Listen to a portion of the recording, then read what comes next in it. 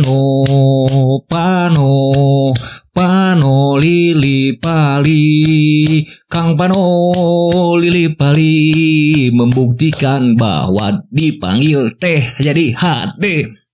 Oke. Assalamualaikum warahmatullahi wabarakatuh. Kembali lagi di channel Akasis. Kita akan menganalisa pertandingan antara Indonesia versus Burundi. Kita bisa saksikan, kita akan bahas babak pertama dulu. Sebelum itu, Akasis terima kasih untuk teman-teman yang sudah subscribe channel Akasis. Berawal dari 700-an, sekarang sudah 1040-an. Ini sangat luar biasa, ini berkah Ramadan juga. Semoga teman-teman selalu dilancarkan rezekinya, selalu dimudahkan segala urusannya kawan-kawanku. Kita akan menganalisa pertandingan Indonesia versus Burundi. Oke, Indonesia melakukan formasi 3-4-3. Di sana ada Elkan Bagot, ada Jordi Amat, ada Rizky Ridho. Kemudian di tengah ada Irianto, ada Maklok, ada Stefano Lillipali, kemudian ada Yakob Sayuri, cantik sekali Lillipali dengan Yakob Sayuri, kemudian ada Pratama Arhan, dan di depan ada Dendi Sulistiawan, Asnawi di kanan. Kini Indonesia ada pembeda. Sekarang adanya Lillipali menjadi sektor sayap kita jalan sis. Kalau dulu itu, kalau ada siapa di sana, ada Sadi Ramdhani belum menusuk, tidak menusuk. Namun Asnawi dengan Yakob Sayuri ini sangat baik sekali menusuk. Kemudian peran dari Asnawi tidak terlalu capek sis. Dulu itu selalu overlapping sehingga terkuras. Tetapi adanya Yakob Sayuri semakin tajam lini kanan kita. Juga ada Stefano Lillipali. Wow, Stefano Lillipali passingnya sangat baik, penguasaan bolanya sangat baik, crossingnya sangat baik. Tadi yang terakhir tuh crossingnya yang satu itu, cuman satu itu dia gagalnya. Namun overall dia sangat baik sekali. Di menit-menit awal itu kita agak tertekan, belum mengembangkan pertandingan. Apalagi lapangannya licin, mungkin tadi sorenya hujan. Baik sekali Stefano Lillipali melakukan crossing kepada Yakob Sayuri. Itu kalau tidak gol kebangetan. Karena bola, timing bola sama, larinya Yakob itu sama, kepalanya itu sudah enak sekali. Itu tinggal diceploskan oleh kepala dan baik sekali menjadi gol Stefano Lillipali. Ini adalah pembuktian, ya lucu tapi pembuktian. Kita bisa dilihat kembali peran Stefano Lillipali gol keduanya dari umpan crossing Arhan. Pratama Arhan kepada Stefano Lillipali, terjadilah kemelut di sana. Ada Irianto, kemudian ada Dendi Sulistiawan, gol kembali. Itu peran dari Pano kembali. Ada crossing dari Yakob Sayuri kepada Pano, tapi ya tidak gol. Ini membuat Spaso Jepik greget karena Indonesia kan tidak memiliki striker murni. Ini yang dibutuhkan striker murni, ketika striker murni ini keinginannya dimanjakan oleh sayap-sayapnya. Dia striker murni itu bukan tipikal pelari, namun bisa menjadi pemantul. Dan yang paling pentingnya dia sangat sangar sekali di kotak penalti. Setiap peluang dapat mencetak gol. Kalau kita bisa melihat crossing dari Stefano Lillipali, juga dari Yakob Sayuri, ada Arhan, dan banyak lagi, itu yang diinginkan oleh Spaso Jepik. Namun ya tidak dipanggil, dan berkat Stefano Lillipali juga kita tidak bisa mengungkiri adanya pemain Indonesia yang grafiknya, level permainannya sangat baik, reguler mainnya sangat baik di klubnya. Harap bisa dipanggil oleh Sintayong. Anak-anak muda juga kalau sudah layak tarik, tetapi tidak bisa dibungkiri seperti Erwin Gutawa cocok juga. Kalau kita melihat dari babak pertama setelah tadi adanya gol ketiga dari Rizky Ridho, bek kita masih belum ada kerepotan dari Burundi. Kemudian dari sektor tengah Maklok cukup baik, namun ketika transisi untuk counter attack yang biasanya kalau Yakob Sayuri lewat Pluim bakal lebih enak, namun tadi ya Maklok sedikit licin, mungkin karena lapangannya ya karena hujan.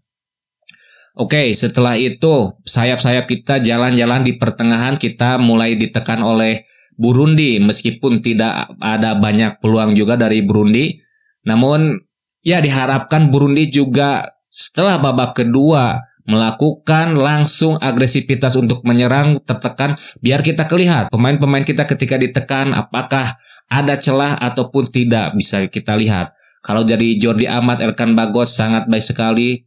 Hampir semuanya sangat baik sekali. Mungkin dari Burundinya masih kaku, masih adaptasi dengan Indonesia, dengan licin mungkin dari daerah sana. Kalau permainan dari Indonesia dari daerah Burundi gitu, mungkin panas ya, cuaca panas. Tapi di sini sudah cuaca hujan juga. Burundi ini tidak seperti Eropa yang mengandalkan passing bola yang sangat pelan, namun hampir sama seperti kita di Indonesia ketika dapat megang bola kemudian langsung lari, dapat pegang bola langsung lari, seperti permainan dari Maroko. Namun Maroko lebih kuat sekali dari penguasaan bolanya, juga cepat transisinya itu sangat baik karena pemain-pemainnya juga dari Eropa. Burundi juga ada yang di Eropa, ada yang di lokal juga. Oke kawan-kawanku, kita langsung nanti kita akan bahas babak kedua ini. Babak pertama dulu kita bahas. Mudah-mudahan nantinya juga akan dimasukkan lagi Yance, saudara dari Yakob Sayuri, harus diberi opsi juga. Kalau dari Lili Pali juga bisa saja Lili Pali diganti untuk match kemudian.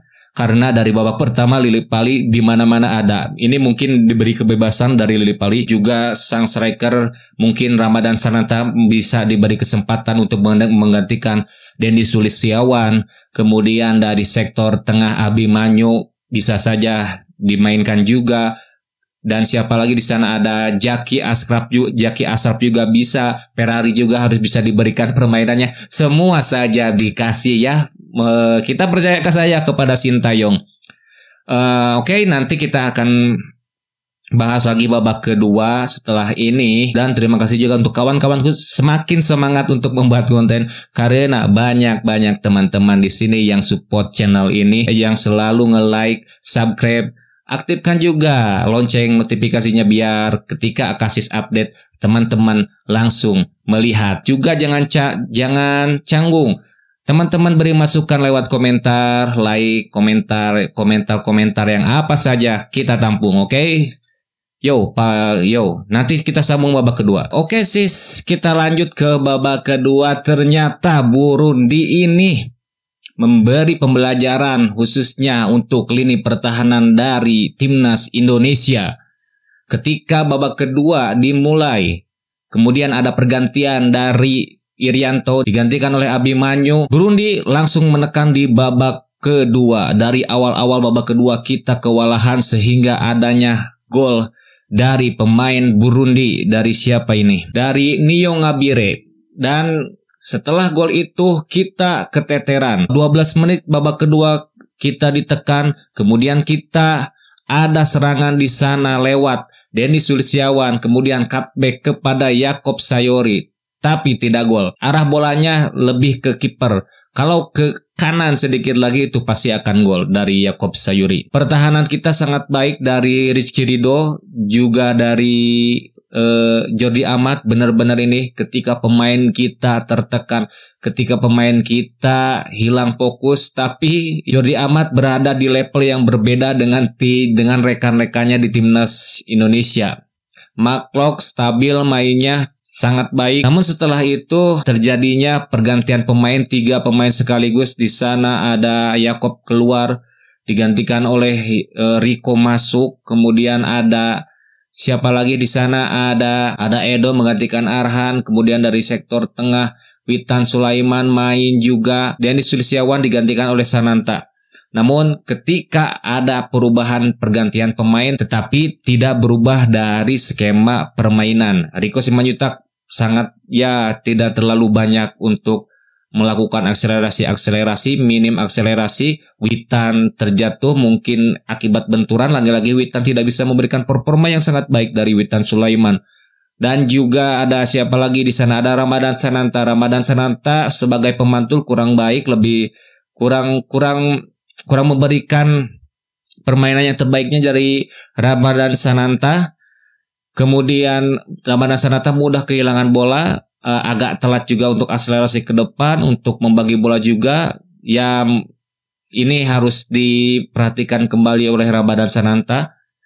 Berbeda dengan dari PSM Makassar, dia selalu dimanjakan oleh Wiljan Puluim. Kalau di timnas harus beradaptasi kembali. Dan overall kita kalau segi duel kita kalah. Kemudian ada transisi serangan balik ataupun counter attack yang dilakukan oleh pemain Burundi, itu mengakibatkan back-back kita juga kalah untuk berlari. Namun di sana ada yang mengcover kembali. Jadi misalkan dari Rizky Ridho, kemudian ada yang mengcovernya itu Jordi Amat.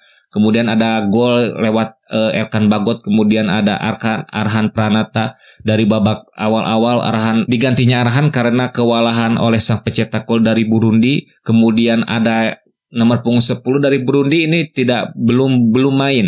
Ini bisa saja di match kedua Burundi langsung mengambil alih permainan, langsung menekan terlebih dahulu untuk menciptakan gol awal atau untuk menciptakan gol cepat. Ini sangat menarik sekali, pelatih Burundi belajar dari babak pertama, kemudian berhasil dari babak kedua. PR juga untuk Indonesia ketika pemain-pemain yang dari babak pertama sangat baik seperti Stefano Lillipali, kemudian ada Yakob Sayuri. Yakob Sayuri ini transisi serangan baliknya sangat baik sekali.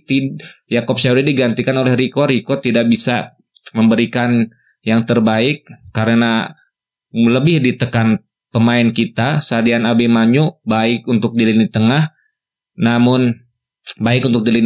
tetapi tidak ada serangan-serangan yang berbahaya dari babak kedua seperti dari babak pertama. Mungkin itu demam panggung juga dari pemain-pemain Burundi ataupun masih adaptasi. Dan ya kalau kita dari match ini, sebenarnya dari match ini pengalamannya, karena ya kita masa lawan Vietnam, Thailand kan juga biar pengalaman pemain juga untuk adaptasi, biar pengalaman pemain juga tim-tim yang berbeda. Ini sangat baik sekali dari Burundi ketika kita menguasai bola. Burundi sebenarnya tidak terlalu melakukan possession ball, namun memiliki long pass ataupun serangan-serangan terupas yang sangat berbahaya karena mengandalkan pemain-pemain cepat, mengandalkan body balance, kemudian lari-larinya sangat baik.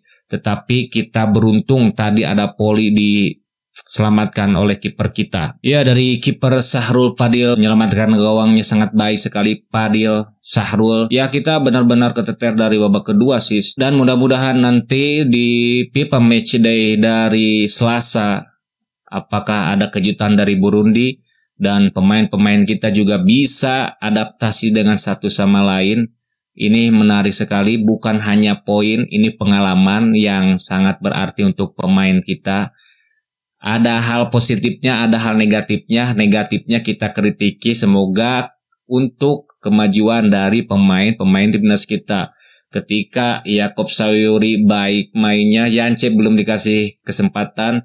Anak-anak muda Ferrari, Jaki juga masih belum dikasih oleh Sintayong. Itu juga untuk bisa menganalisa lah, para pemain-pemain muda juga bisa melihat dari sisi lapangan timnas Indonesia ini. Ya, kalau kita bisa melihat dari permainan ini, Burundi melakukan melakukan serangan dari sayap.